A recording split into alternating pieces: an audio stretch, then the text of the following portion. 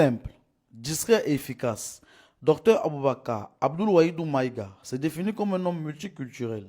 Il a en effet des origines dans de nombreuses régions du pays. Je suis né en août 1983, donc si tout va bien, bientôt j'aurai 42 ans. Je suis originaire de la région de Gao, plus précisément de la ville d'Ansongo, de Seyna et de Bazi, surtout de Bazi Hausa.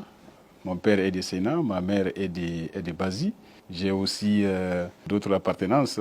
Je suis de trois cultures, c'est-à-dire de la culture Songwe, de la culture Peul, et puis de la culture Bamana aussi.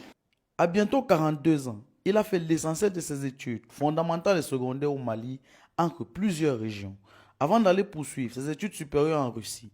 Ce parcours très riche fait de lui l'un des grands intellectuels du Mali. Sur le plan scolaire, je dois dire que j'ai commencé d'abord par l'école, par la Médersa, à Ségou, quand j'avais déjà 3 ou 4 ans comme ça. Et après, quand nous avons déménagé justement à Bamako, dans les années 90, en ce moment, j'ai commencé l'école au niveau de l'école francophone, au niveau de l'école fondamentale Maniambougou Projet A. Et là-bas, jusqu'à la 6e année, après les CEP, nous avons déménagé en ce moment à Garantibougou, Kalaban-Koron-Rekoro. Et de là-bas, en ce moment, j'ai fait mon second cycle à l'école Adeken. Et après, je me suis retrouvé à la faveur de la mutation de mes parents à Labezanga. Je me suis retrouvé à Ansongo à faire le lycée en tant que premier élève du lycée Mamadou Issa Maïga d'Ansongo. 2002, en ce moment, j'ai eu mon bac. Et après, j'ai fait quelques mois au niveau de la FSG, c'est-à-dire ce qu'on appelait à l'époque l'ENA du Bamako, avant de m'envoler pour la Russie et aller faire en ce moment mon parcours universitaire à Lipetsk. C'est une ville qui est non loin de Moscou, à quelques 400-500 km comme ça, de Moscou. J'ai étudié là-bas pendant 6 ans, en faisant langue et littérature russe avec option en journalisme. Après, je suis revenu au Mali. J'ai travaillé pendant 3 ans à l'ORTM en tant que stagiaire d'abord, puis bénévole, et puis contractuel aussi,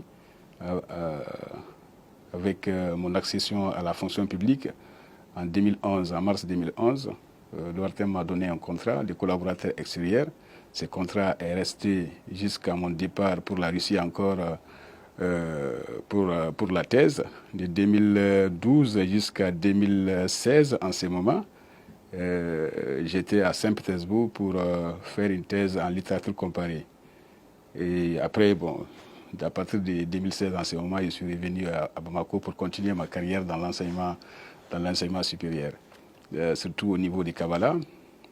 Et à partir de 2019, j'ai été nommé chef de département. Avant la nomination, c'est une élection. J'ai été élu par mes collègues, chef de département lettres, avant de devenir 2 ans plus tard secrétaire principal. Secrétaire principal, je pense que j'ai passé une année comme ça, une année ou une année et demie, avant de venir à l'école supérieure de journalisme en tant que directeur général. Il était encore secrétaire principal à l'université Yambo-Wolegem lorsqu'il apprend sa nomination en tant que directeur général de l'école supérieure de journalisme et des sciences de la communication du Mali. Au moment de l'appel vraiment du ministre, j'étais encore à Kabbalah en tant que secrétaire principal. J'étais dans mon bureau en train de traiter certains dossiers qui m'avaient été confiés par mon doyen. Et j'étais à l'époque avec déjà le chef de la sécurité de l'université Yambo-Wolagem, qui s'appelait à l'époque l'Université des lettres et des sciences humaines de Bamako. J'ai partagé même ces moments-là avec les chefs de la sécurité. Pour être nommé, il faut d'abord le vouloir parce que c'est un appel à candidature, c'est l'appel à candidature. Je pense qu'on était quelques-uns quand même à postuler pour le poste lorsque le poste a été mis en compétition. Et je pense qu'à la suite de la sélection, en ce moment, nous avons été 2 personnes à être retenues pour l'entretien. Suite à ça, en ce moment, j'ai appris ma nomination, comme on dit, en Conseil des ministres, un jour de juin 2022. Et je pense que juste après le Conseil des ministres, les ministres de l'enseignement supérieur et de la recherche scientifique, en personne, m'a appelé pour me dire qu'il venait de me nommer en tant que directeur général de l'École supérieure du journalisme et des sciences de la communication. Et m'a félicité aussi pour cette nomination. Et je pense que ça a été un moment très, très intense émotionnellement à vivre. En sa qualité de directeur de l'école chargée de former les journalistes, il veut former des journalistes conscients, cultivés et polyglottes. Il faut dire que c'est un journaliste d'abord qui doit être en phase avec l'évolution technologique et puis l'évolution aussi des réalités sociopolitiques de notre ère, de notre monde.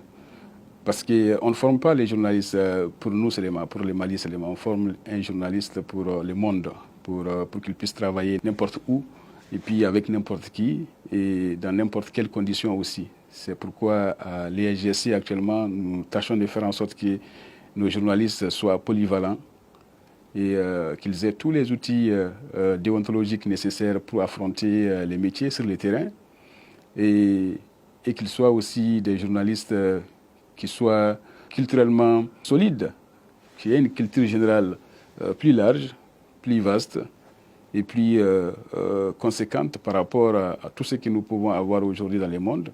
Et surtout qu'ils soient aussi des journalistes conscients en fait de leur rôle par rapport à l'information qu'ils peuvent donner. Nous voulons former des journalistes conscients, polyvalents et surtout aussi des journalistes polyglottes parce que si le docteur Maïga est maintenant un peu éloigné du journalisme, il a néanmoins un avis bien précis sur le métier au Mali. Les journalistes comme acteurs de terrain qui va vers l'information, qui vérifient l'information et qui essayent aussi c'est-à-dire de protéger ses sources, de toujours avoir des sources fiables avant de diffuser l'information. Parce que les journalistes, chaque fois quand ils donnent l'information, ils doivent toujours se mettre en tête qu'ils la donnent en fonction des données traitées, reçues, vérifiées. En cela, une formation s'impose. Les gens pensent qu'on n'a pas besoin de formation pour être journaliste, pour s'arrêter devant une caméra, pour donner l'information. Non, nous en avons besoin parce que l'information est une arme. Lorsqu'on l'utilise mal, on peut facilement détruire un pays.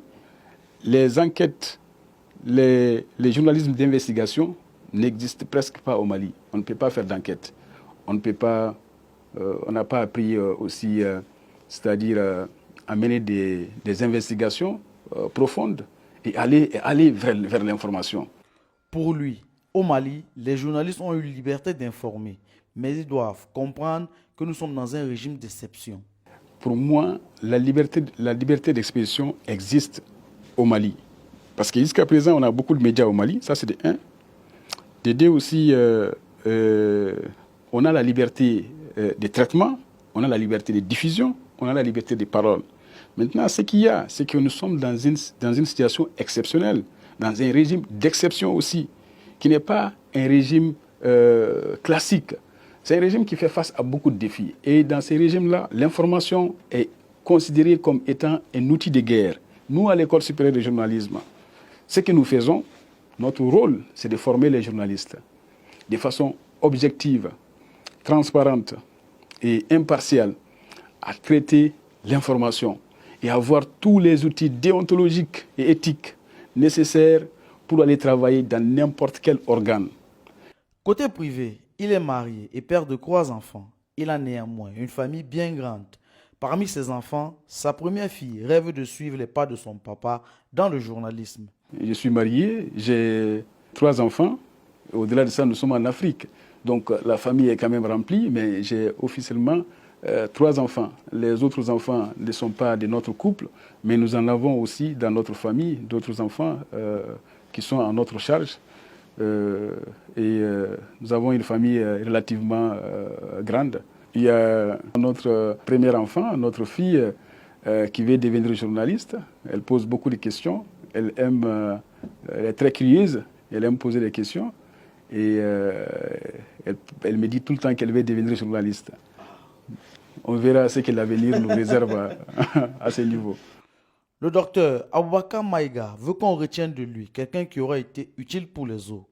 Moi, je pense que l'image que je voudrais laisser après moi, c'est l'image de quelqu'un qui aurait été utile à son pays, utile à sa famille, utile à sa communauté, utile un tant soit peu aussi à ses proches, à ses enfants et à ses amis aussi et à tous ceux que j'ai eu à côtoyer durant mon petit passage ici-bas. Je pense que c'est l'image que je voudrais laisser, être utile partout où on m'a appelé, partout où j'ai eu à servir. Le docteur Aboubakar Abdoul Wahidou Maïga est un homme très discret, pourtant il a un rôle important dans la formation des jeunes au Mali. Il est également un homme très respecté et qui travaille avec beaucoup de passion.